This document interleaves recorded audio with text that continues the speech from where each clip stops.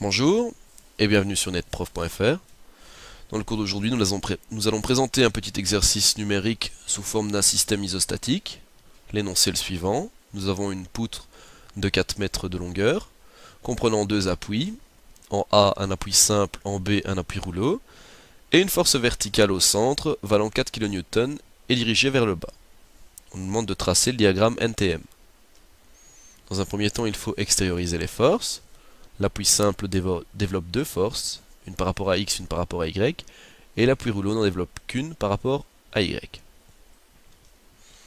Au niveau des équations, l'équation de translation par rapport à X ne nous donne que RAX égale 0 car nous n'avons pas d'autre effort horizontal.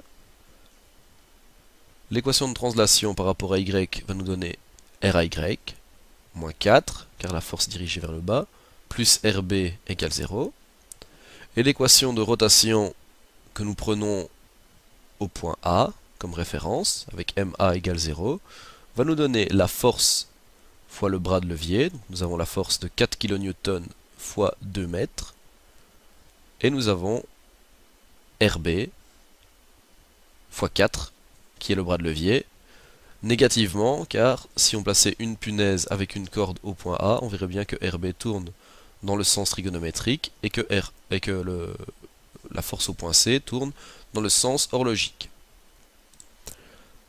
RAX égale 0, nous n'avons plus de force horizontale. La résolution de l'équation va nous donner que RB égale 2 kN. Nous plaçons RB dans l'équation par rapport à Y et nous trouvons que RAY vaut également 2 kN. Nous pouvons tracer les diagrammes NTM. Le diagramme de N nous donne rien car nous n'avons pas d'effort horizontal.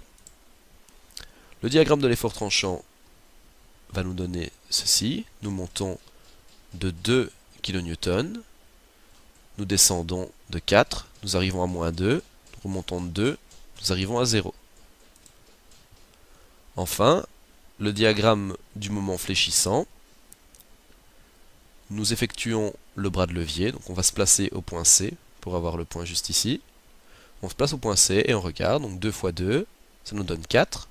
On va maintenant se placer juste ici, et nous avons 2 fois 4 qui nous donne 8, moins 4 fois 2 qui nous donne 8, nous retournons bien à 0.